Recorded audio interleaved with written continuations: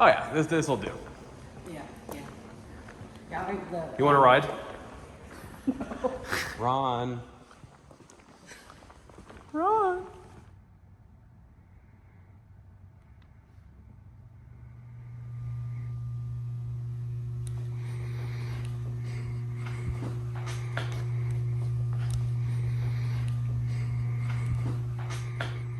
The king of security rests there. The lights are flickering in such a weird way.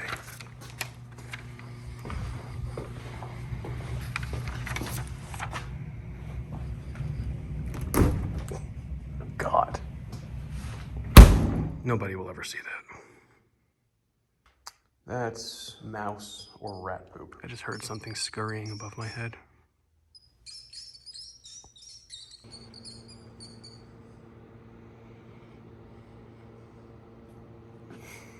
And this, everyone, is where Marna, the PA lady, makes her mall announcements. Pretty cool, huh? Oh my God, Mom, is that you?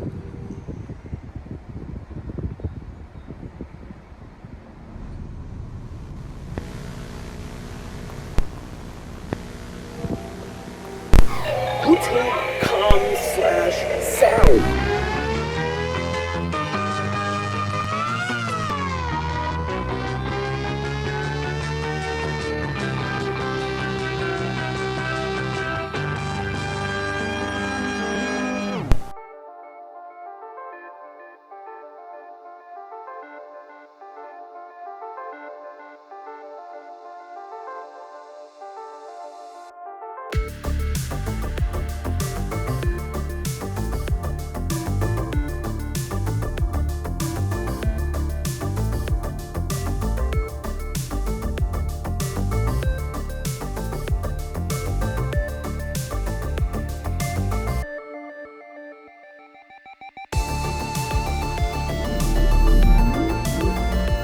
Hey, what's up, Legion? My name is Sal, and this is another Expedition Log.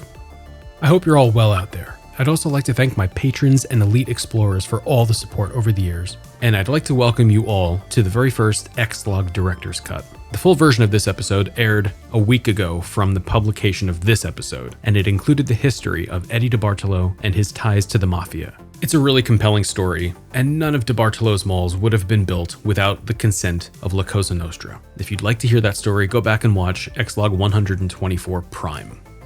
This episode, ExLog 124.5, only covers the mall itself. For your consideration, I'd like you all to come take a walk and a flight with me through the Upper Valley Mall in Springfield, Ohio. So grab a drink and a snack as we get ready to explore this incredible time capsule from the roof to the floor and all the neglected storefronts between. But first, a word from our sponsors, Major Video Rentals and the Rabbit Wireless VHS System. Enjoy.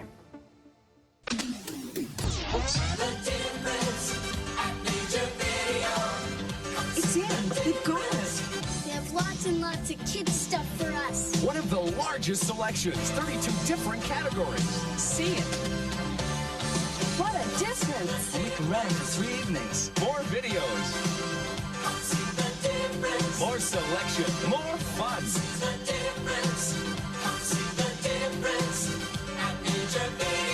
Harry, are you bringing the VCR up to the bedroom? Daddy, we want the VCR in the family room. If you can't afford a VCR for every TV, Harry?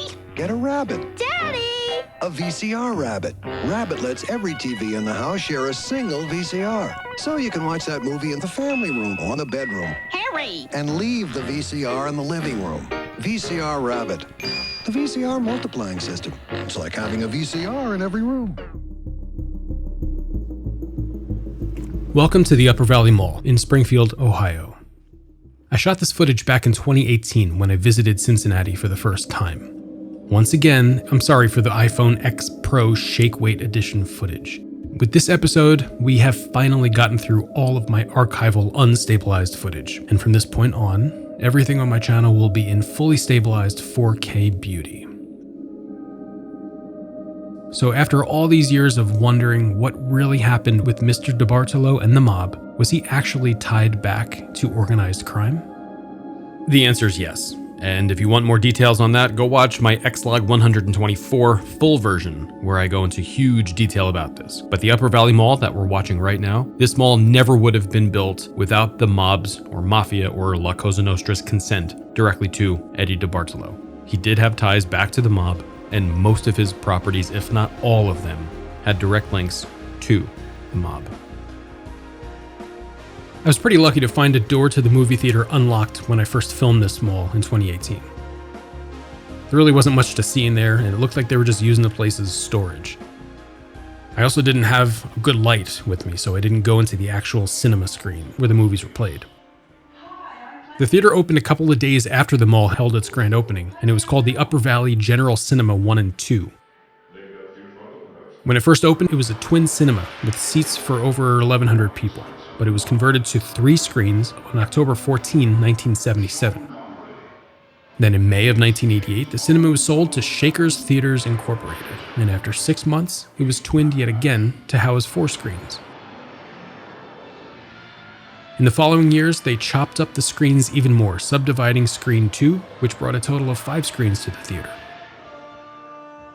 Shakers would close the location on February 20, 2017, demolishing the structure just a few years later in the summer of 2022. Welcome back to the Upper Valley Mall, now in 4K resolution and completely stabilized in 2021. On the day I came here to film, Kristen from Unicom Productions invited me and offered me full photographer's insurance to film this mall, which the owners actually required. But the night before, I took a pretty nasty spill in my kitchen, and I think I bruised a few of my ribs, so when I was walking around here, I had to do it carefully, because it was pretty hard for me to breathe.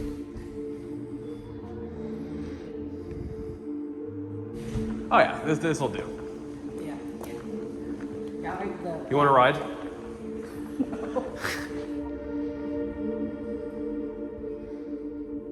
We last left off, back with the 2018 footage, in the sordid tale of Eddie DeBartolo's maligned relationship with criminal bosses around the country through the 1950s, 60s, and 70s, and the US government tracking his every move. But during that time, Mr. DeBartolo, while he was making himself some money, in somewhat nefarious ways, he was hard at work building what we have all come to know as our most beloved shopping malls. By 1965, his company had built over 100 strip malls throughout the United States, and taking inspiration from Victor Gruen's success with his Southdale Center, Mr. DeBartolo would emulate this style in dozens of his own enclosed shopping malls.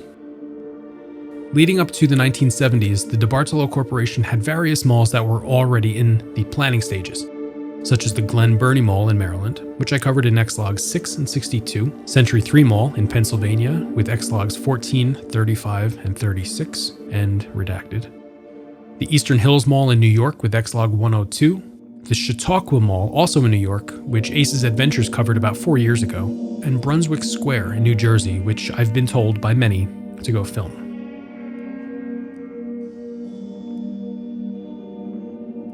DeBartolo had gotten himself deep in the mall-making business, and by the late 60s, he had his eye on the Dayton, Ohio market to develop a new enclosed mall.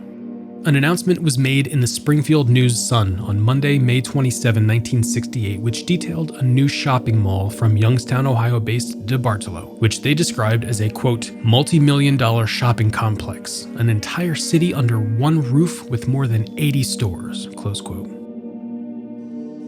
The article went on to interview David L. Reich, chairman of the Reich's department store in Dayton, who confirmed that his own company would be establishing a full-line, full-service department store at the new mall.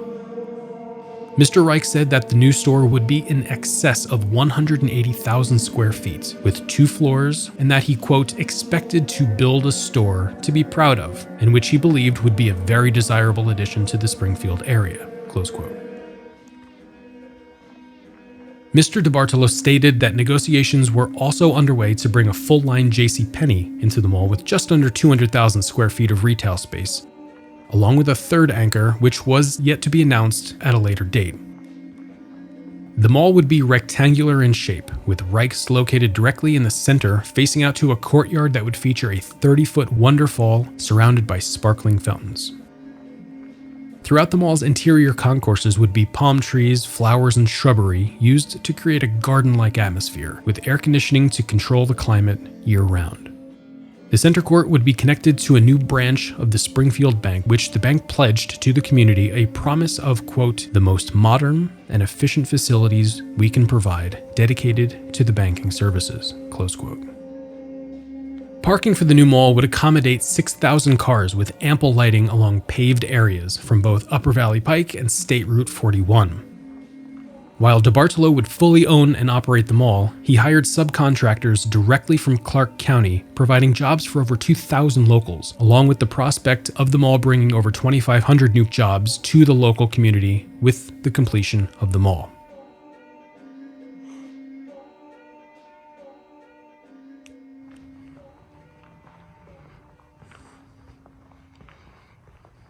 This storefront that we're in right now was originally a Wren's in 1971 when the mall first opened. Wren's was a junior anchor that made itself an in-house staple in the Springfield, Ohio area back in the 1970s. I think this place used to be like batting cages. But when I got here to film, the storefront obviously wasn't a Wren's. It had become a Home Plate Sports Academy batting cage place. If any of you out there are also into baseball, and especially if you're local to this mall, let me know down in the comments who your team is and if you ever went here to the Home Plate Sports Academy to swing at some balls. The Upper Valley Mall would celebrate its grand opening on Monday, August 2, 1971, on what was noted by Springfield News staff writer Art Kristen as a fog-shrouded morning that looked like something out of an Edgar Allan Poe tale. The fog actually delayed Eddie DeBartolo's arrival to the mall grand opening, and he would eventually land sometime later that day in the parking lot by helicopter.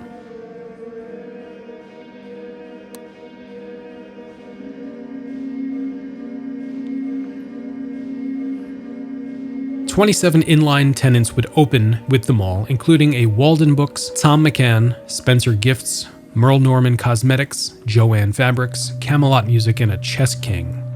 There were also various eateries spread throughout the mall, such as Casano Pizza King, the Carousel Snack Bar, Bresler's Ice Cream, Hot Sam Pretzels, Mrs. Stover's Candies, a Snack Shack, Nature Foods, and junior anchor Liberal Market Groceries." I wonder what these couches were used for. That's kind of weird. Also serving as junior anchor was the Wren's department store that we just talked about, the Metropolitan, a full-line Woolworths, and the Twin Cinema. Senior anchors at the time were a Reich's, Sears Roebuck & Company, and a JC Penney. Both the Penneys and Sears had auto centers as outparcels to their own buildings.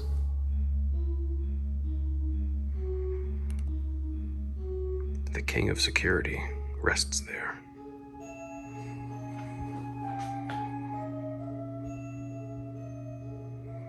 The mall was met with incredible fanfare, as nearly every DeBartolo mall ever was. And the local community treated that place as if it were family, spending holidays, birthdays, anniversaries, and every special occasion they could think of all shapes and sizes walking these concourses.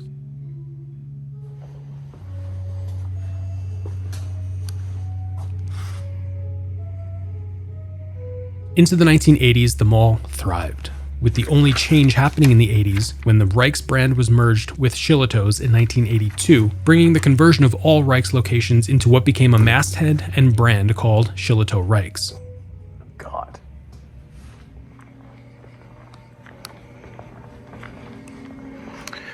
Wonder what this storefront used to be. 4 years later, the company merged with Lazarus, ending that dual branding, with stores being renovated into a Lazarus, including the location here at the Upper Valley Mall. More Christmas stuff that nobody will probably ever see again. This storefront was part of the Metropolitan Junior Department Store, and you can see the Art Deco design language on either side of us right now. The vertical metal lines and the mirrors, that was pretty popular back then, and frankly it reminds me of the Carew Tower in Cincinnati, which I have recently done an episode on, so go check that out in my channel.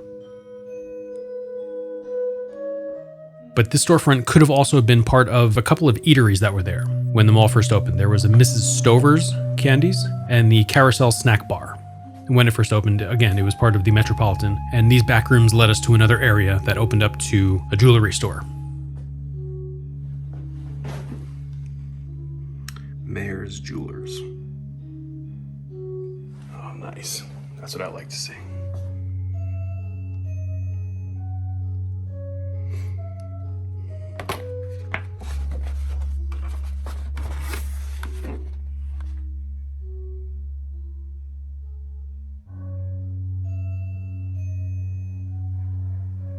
A bomb threat, yikes.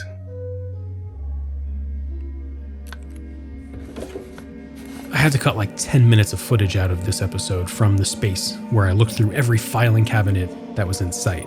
But it came as no surprise when I was there filming, and many years before I would arrive, that this mall had no conversation pits and that the center court fountain had been removed. So they installed this super dystopian bus stop storefront looking place with 3 awkwardly facing benches so people could have their own group therapy sessions, but without making eye contact. In its previous life though, this space that we're in right now was part of what made up the Wren's department store. Nestled directly in between the Reichs on its right and Penney's on the left at its grand opening. Directly on either side of this weird concourse bench place was a Noble Shoes and an Ayers Sycamore shop.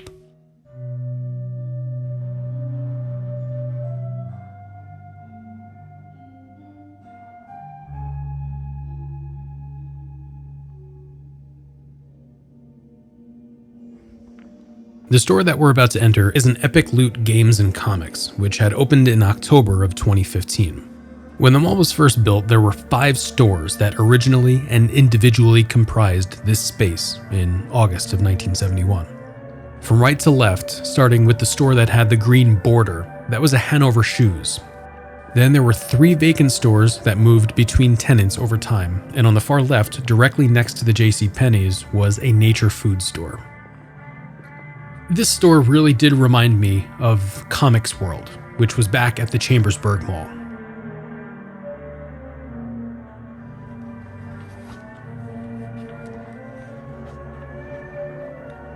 This is where they probably would have had Friday Night Magic.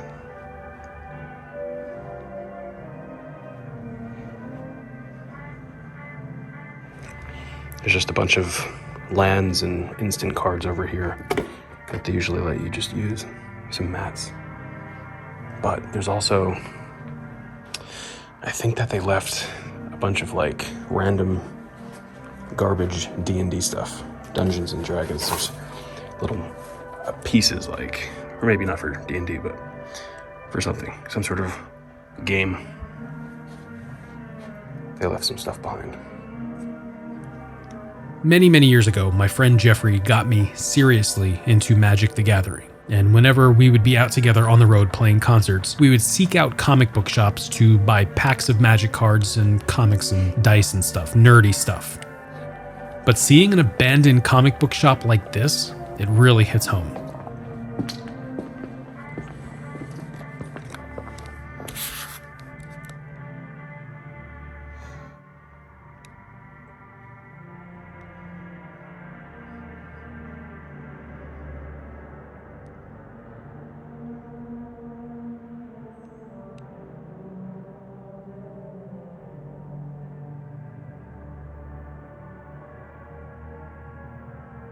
Let's head inside the former JC Penney. You have to see the inside of this place. It's crazy. Never been touched.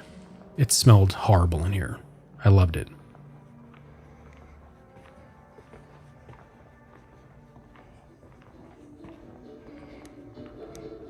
Oh, it's just sprawling.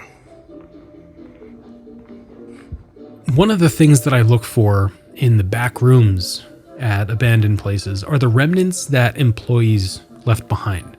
You know, little trinkets and distractions that used to serve as momentary vacations for retail employees to escape dealing with unruly customers for a few seconds. Like that little pink ball game thing hooked up to the door. It's just always so cool to find that kind of stuff. Oh God, the mold in here is terrible.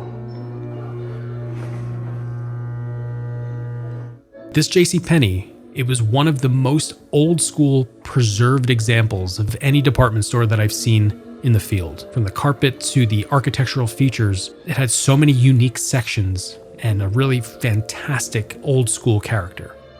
I really don't think this anchor space has ever been touched since it first opened back in 1971, and the smell of the carpet really backed up that suspicion.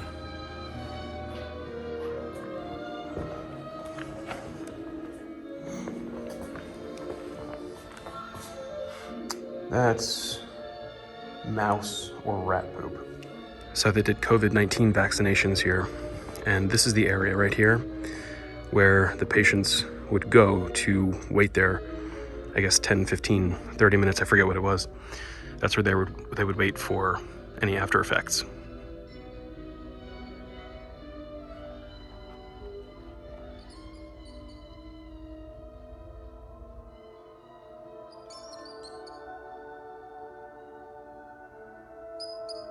I just heard something scurrying above my head. Do you hear it? Those are rodents. I stood in that same spot for like 10 minutes, just waiting for a rat to fall onto my face. And I filmed the entire time just to get some sound bites. I turned up the volume so all of you can hear just how disgusting it was up in that ceiling. But that specific spot was just gnarly, and that must have been where their nest was. It actually reminded me of when I used to live in Baltimore, Rat Central. It's pretty common to hear wildlife and creatures roaming around inside abandoned buildings. But to hear it that clearly was just awful. It definitely compelled me to walk back out the doors. I didn't want rats falling from the ceiling on my face.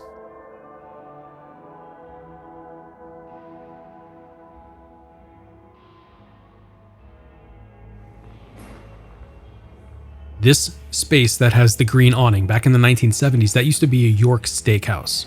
And it then became a Bradfield's restaurant in 1993, closing 17 years later in 2010, only to sit vacant for a while before the Promise Christian Fellowship moved in for just a brief time. And that courtyard is one of the best views I've ever seen in a mall.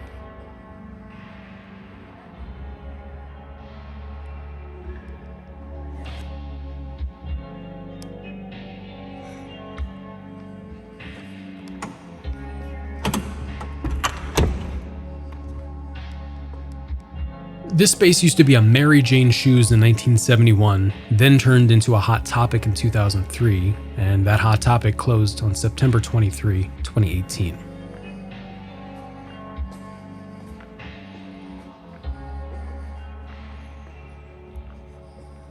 In a moment, we'll be heading into the former department store. And the space doesn't look like it received any renovations when it changed hands. And there's some super vintage stuff in here that I've never seen in a Macy's, like a carpeted staircase next to the escalator, and an endless maze of unique floor space that looks like the Backrooms or something out of the Matrix. And then there's this area that I've never seen inside of any abandoned anchor before that could have been either a small employee lunch area or cafeteria, or possibly a restaurant when it was a Rike's. I need one of you to let me know down in the comments if you've ever been here when it was open, especially when it was open as a Rike's, and to tell me down in the comment section just what happened here. You'll see what I'm talking about.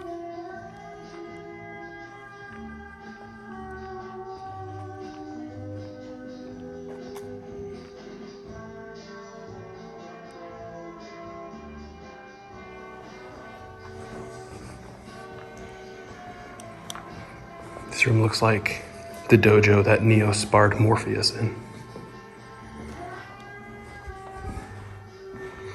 Right? And this is the space that I was talking about earlier that could have been a kitchen or a restaurant. I'm not sure. What the F? What was this? I couldn't find any information that proved that this might have been a cafeteria or something in the Rike's or Lazarus or Macy's. I'm not sure. Let me know down below if you have any other information on this space. Maybe it was a cafeteria for the employees. Maybe like a Sears Grand kind of thing, or full line Sears. Need that for. What the hell? Oh God, because of the exhaust. Oh. And I have to go up and see. Oh shit, look at that.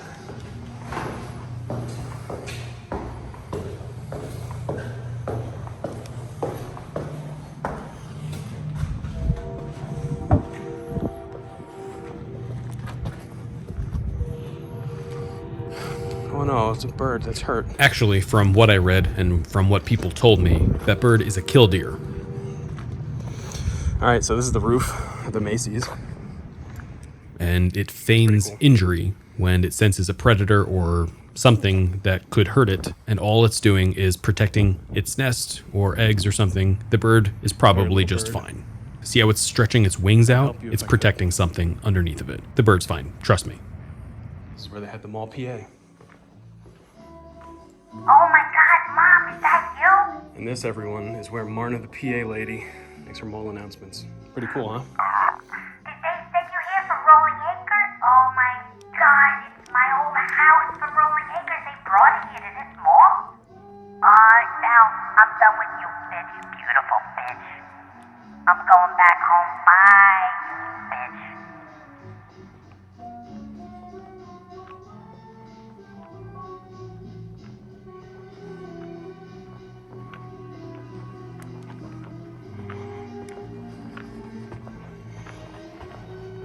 And this is our exit.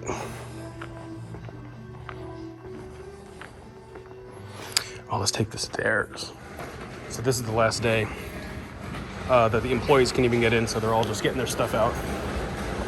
Reminds me of Schuylkill on its last day.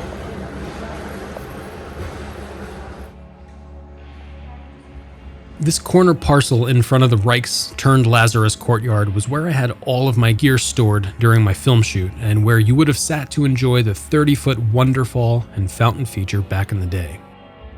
The mall only had one formal change of ownership, when the DeBartolo Corp and Simon merged to join forces in the mid-1990s, making the Upper Valley Mall a Simon property all the way up until 2014, when it defaulted on a $40 million loan that they used Upper Valley Mall as collateral for, which sent the mall then into receivership and subsequently right back into the hands of the bank, who would then sell the property to Urban Retail Properties, assuming all debt for an undisclosed amount.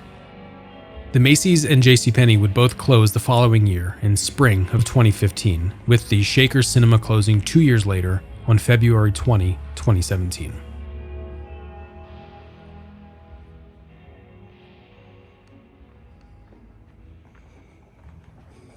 This used to be a church.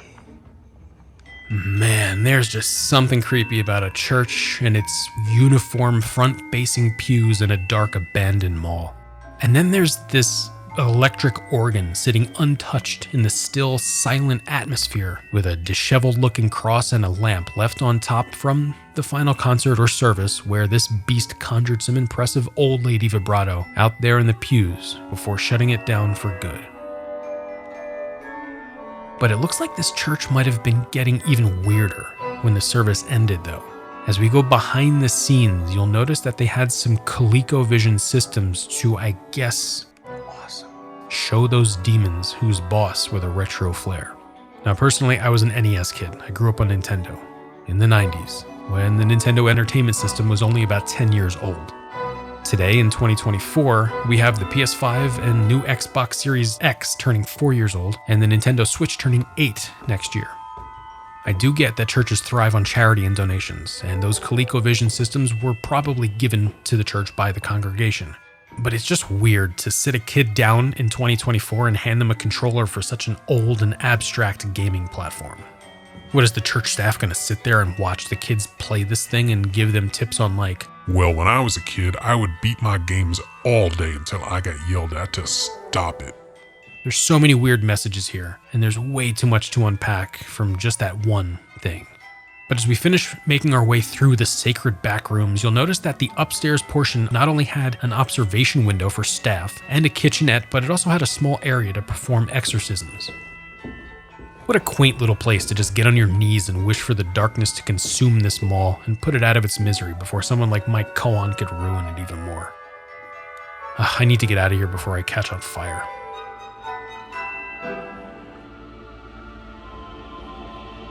Oh look, a Bath & Body Works.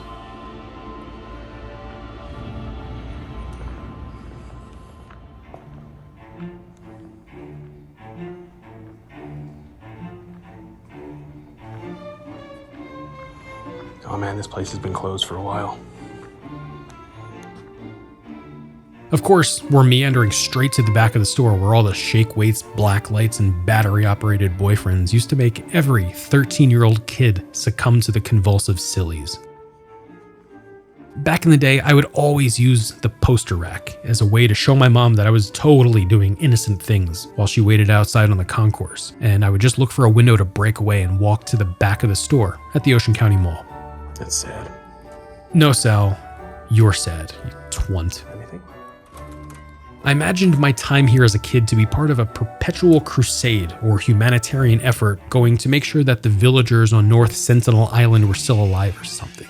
But all my mom saw, though, was me running awkwardly to go look at the glow-in-the-dark thongs and glassware for Aunt Mary's extra-dimensional mission to the moon and beyond. I need all of you to tell me the truth right now, and I will know if any of you are lying. Who else out there thought you were such a badass sneaking to the back of a Spencer's at your local mall because your older friend said that you would finally become a grown-up if you saw what was back there? Did you see the funny-shaped things and giggle? Look at me. I see you. We all did it. And I'm telling each of your parents what you did back then, you bunch of naughty Nellies. Remember, Marna is always watching you. That Spencer's closed in May of 2021.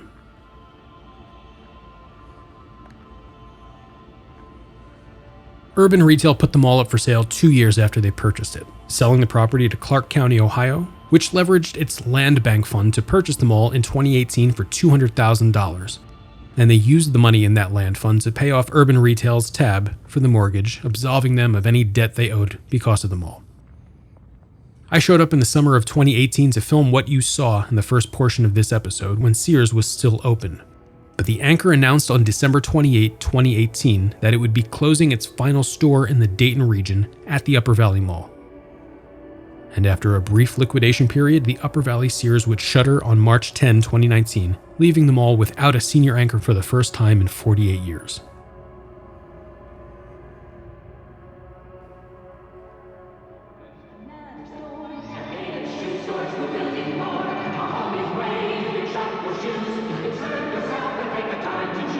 Come celebrate our grand opening and save 30% on specially selected styles like these at every store in town.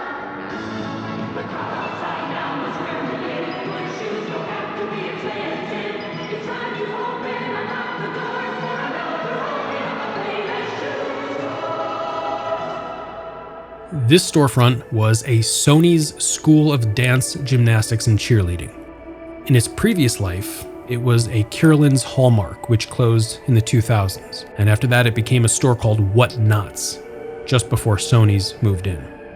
And it very well could be pronounced Sonny's or Sony's. I couldn't find anything to tell me either or. Put me on blast down in the comments if I mispronounced it. And now we're entering what used to be junior anchor Woolworths back when the mall opened in 1971. The tenant space directly to the right was the Woolworth Cafe, and directly to the left of us right now was a Richmond Brothers clothing store, subsidiary of Woolworths. This Woolworths closed in January of 1992 and would reopen as an Elder Beerman 10 months later after a renovation that year in October. The Elder Beerman lasted 21 years and closed in January of 2013. Then the Boonshoft Museum of Discovery, which had been a Dayton, Ohio hallmark known originally as the Dayton Museum of Natural History from 1893 until 1999. They opened a 20,000 square foot satellite location in this former Elder Beerman at the Upper Valley Mall in March of 2013 without renovating the space at all. It still looked like an Elder Beerman. The Dayton Society of Natural History, parent company for the Satellite Museum, announced on March 25, 2016 that the Upper Valley Mall location would shutter, closing the location the following month on April 30. 1 year later, the space would find a new tenant when Unique Furnishings Plus moved in on March 1, 2017. Unique Furnishings Plus was a mostly thrift resale operation. The Springfield News-Sun called the store a, quote, a furniture store that offered antique and hard-to-find furniture and other items, close quote. And when asked about what this store could offer Springfield residents, owner Charles Dean, known by employees and shoppers as Dino, was quoted saying, "There are people who are looking for top quality stuff and we think we have it," close quote. Dino ran a strict operation here, with his store policy printed on a sign taped to a mirrored column reading, quote, "We do not refund any money on item sold by this store. Sign by Dino, owner," close quote. I don't know what this place was. I just told you what it was. Was it a church? No, it wasn't a church. It was a Unique Furnishings Plus, owned by Dino. Wow, you're so talented. Stop. Is Dino? Dude run a tight ship. Your English is just as good as his sign, Sal. Ran a tight ship. Dino ran a tight ship. Okay, just get out of here, please. Dino didn't know how to tune the piano, though. That's for sure. No, he wasn't a pianist, dude. Get out of here. Strings in the piano were probably decades old. Yeah, okay, good. Get out. Stop.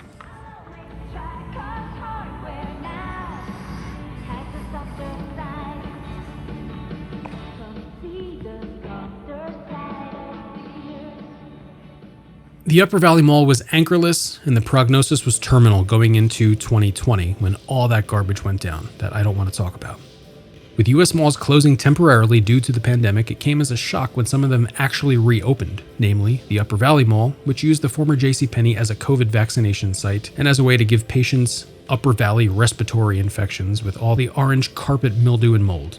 By this time, virtually all national tenants had vacated the mall, and Clark County was looking for a new buyer. Oh, hello, Jens. Are any of you actually still here watching this episode? It's like 6 hours long. I spent my whole life watching this episode. Why is anybody still here? Oh my god, I found one of my childhood homes back up there in the Macy's with my mother, but she threw me out again. She's such a bitch.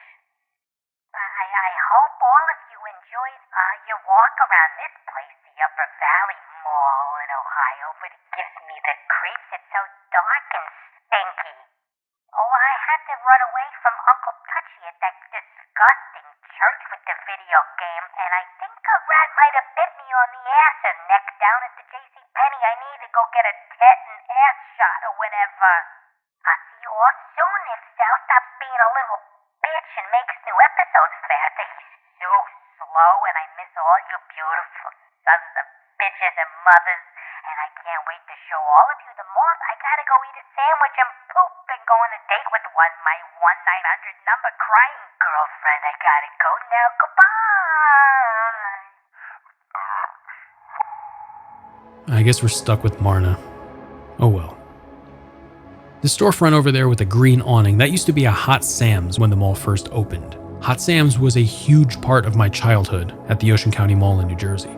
I'll never forget the pretzel sticks and dip that came in the yellow cardboard holder. Those pretzel sticks were so good. They weren't the greasy, buttery Auntie Anne's pretzels that we've got today. It was a simpler pretzel experience. After Hot Sam's closed, the space would eventually become a pretzel maker until 2017 for a short time until they relocated directly across the concourse. As we pull up to the storefront, it's pretty clear that it used to be a bank. This is a bank. Fantastic deduction skills there, Sal. Up until the late 2010s, this was a Key Bank branch.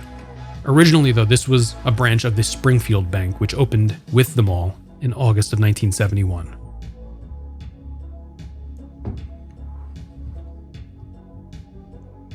I hesitated here for a second, imagining the safe door closing behind me.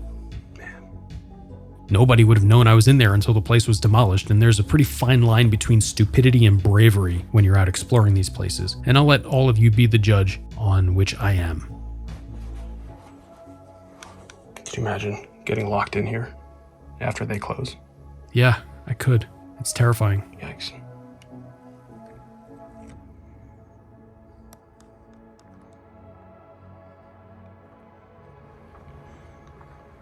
So I guess there were two pretzel shops right next to each other. Oh, it stinks in here. No, Sal. No, there weren't two pretzel shops right next to each other.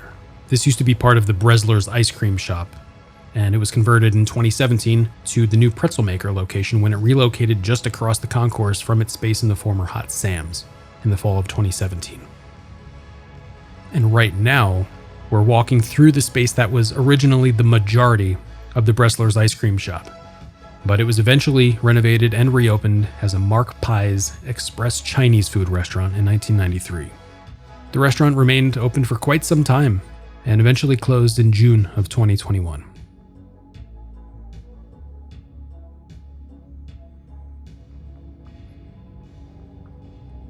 And right here is the final store we're having a look at, which used to be the junior anchor called the Liberal Market Grocery Store in 1971.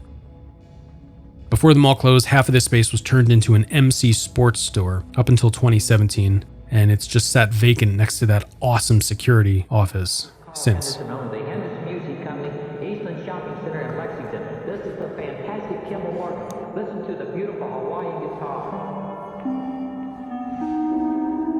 Or how about a beautiful chime? See this amazing Kimball organ at the Henderson Music Company, Eastland Shopping Center in Lexington.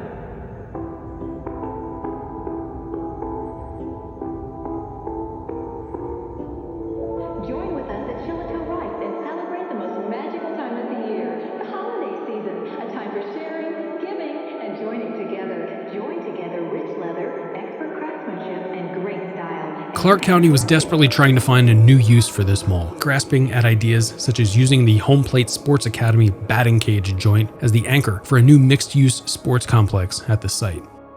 While the project had momentum in council meetings, it would never go anywhere. The county chose to permanently shutter the Upper Valley Mall on June 16, 2021, failing to procure a new buyer for the property. Today in 2024, work has been done at the mall to remove interior combustibles, while negotiations are ongoing with Sears, who still owns their property at the mall, who's also stalling all redevelopment work until they approve any redevelopment plans. Head out the same door? Yes. Thanks, guys. I'd like to thank all of you for watching my video.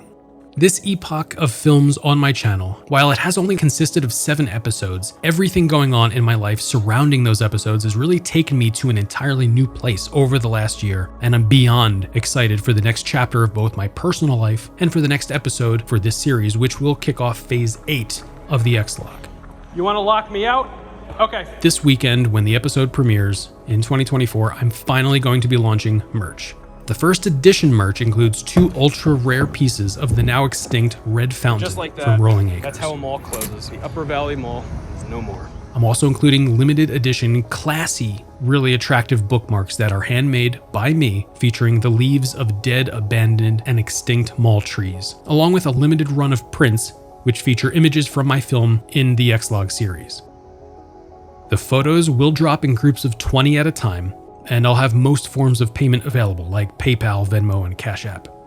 All the merch is going to carry a Quite Studios ExLog serial number signed by me, unless it's a piece of actual memorabilia, like the Rolling Acres pieces, in which case a notated card will be included. Previews for the available merch will happen on my Discord server and on the newly renovated merch section on my website, salvatoreamadeo.com. If you're interested in any of the pieces, either contact me through email or ping me on my Discord server.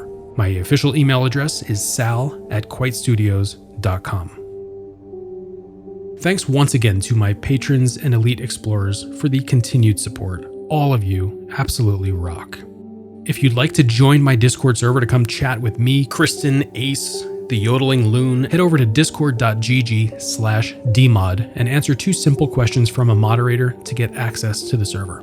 You can also find me on X, Instagram, Threads, and Facebook. All my links are down below, and I'll be posting about my new merch there, so make sure you're following me on all my social media.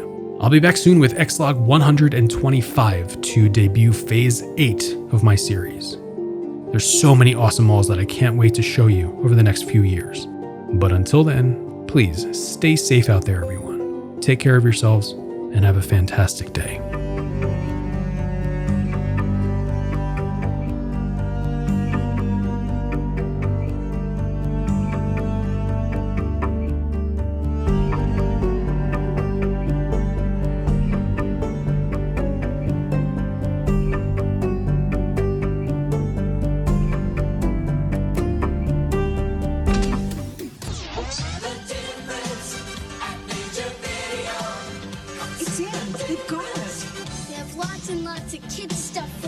One of the largest selections, 32 different categories.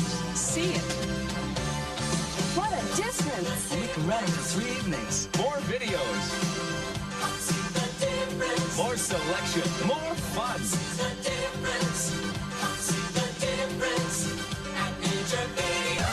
Harry, are you bringing the VCR up to the bedroom? Daddy, we want the VCR in the family room. If you can't afford a VCR for every TV, Harry? get a Rabbit. Daddy! A VCR Rabbit. Rabbit lets every TV in the house share a single VCR. So you can watch that movie in the family room or the bedroom. Harry! And leave the VCR in the living room. VCR Rabbit. The VCR multiplying system. It's like having a VCR in every room.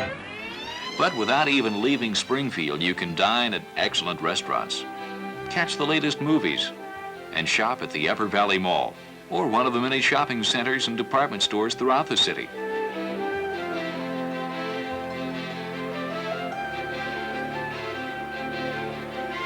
Fine stores and shops, and unlimited cultural and educational pursuits. With a prime location in southwestern Ohio, Springfield is within minutes of other major cities. Oh my God, Mom, is that you?